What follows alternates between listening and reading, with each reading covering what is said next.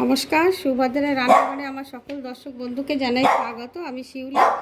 দেখো, আমি অনেক দিন পর আজকে একটা ভিডিও নিয়ে এসেছি, কারণ আমার চোখের মধ্যে একটা ইনফেকশান হয়েছিল। যাই হোক, তো আমি অনেক দিন ভিডিও করতে পারিনি।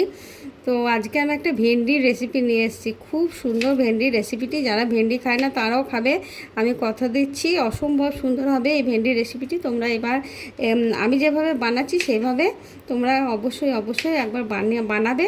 ভাত রুটি সকলের সাথে অসম্ভব সুন্দর লাগবে। আমি ভেন্ডিগুলো দেখো ভারী চমৎকার করে একভাবে ভেন্ডিগুলো কেটে নিয়েছি, বেশ সুন্দর করে আগে ধুয়ে নিয়েছি, তারপরে ভেন্ডিগুলো কেটে নিয়েছি। এর মধ্যে কোনো জল নেই, একদম শুকনো হয়ে গেছে। ঠিক আছে, এবার ভেন্ডিটা রান্না করতে আমার কি লাগবে সেগুলো তোমাদের দেখাচ্ছি।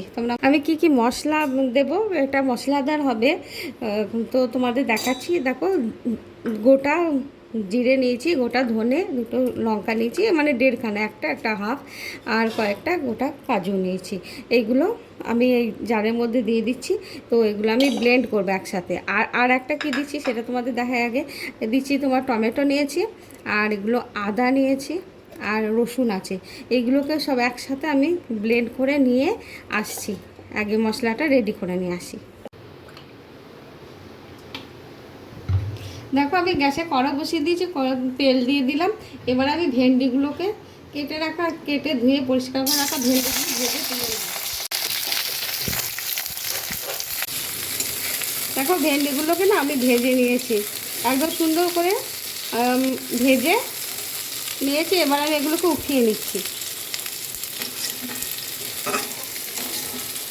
দেখো, ভেন্ডিগুলো উঠিয়ে নিয়েছি। এবার ওই তেলে যে একটু সামান্য তেল আছে ওর মধ্যে আমি এই পেঁয়াজগুলো একটু সতে করে নেবো। পেঁয়াজগুলো দেখো আমি কিভাবে কেটেছি, একটু বড় বড় করে পেঁয়াজগুলো কেটে নিয়েছি, মানে ছাড়িয়ে নিয়েছি। এগুলোকে একটু সতে করে নেব। দেখো, আমার পেঁয়াজটা সতে করা হয়ে গেছে। সুন্দর করে পেঁয়াজটা আমি এই ভেন্ডির পাশে উঠিয়ে নিচ্ছি।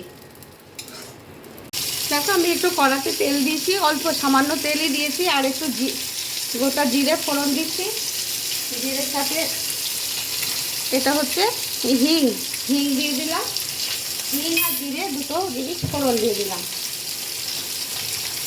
এবার একটু ফোড়নটা একটু সামান্য ভাজা হবে, ভারী চমৎকার একটা সুগন্ধ বেরোতে শুরু করে দিয়েছে। এবারে আমি যে মশলাটা তোমাদের দেখাই, পেস্ট করে রেখেছিলাম, দেখো এই মশলাটা এবার আমি দিয়ে দিচ্ছি।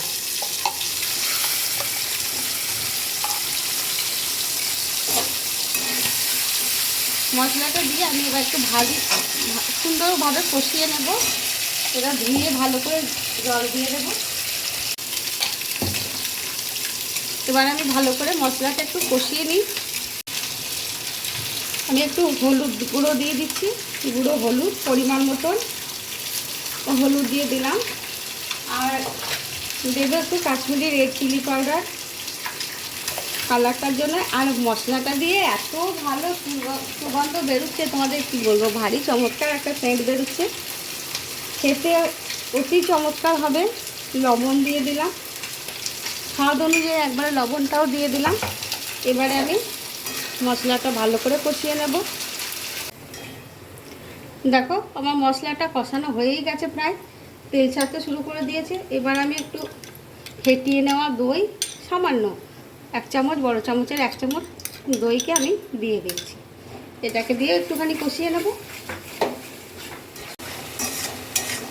দেখো, আমার মশলা সমস্ত কিছু দিয়ে কষানো রেডি হয়ে গেছে।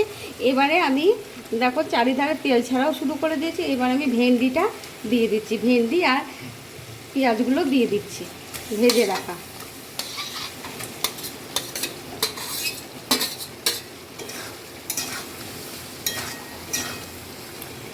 অসম্ভব সুন্দর হবে খেতে। আমি বারবার বলছি তোমাদের, তোমরা এইভাবে কিন্তু অবশ্যই বানাবে। হ্যাঁ, বানিয়ে একবার খেয়ে দেখো, তারপরে তোমরা জানাবে।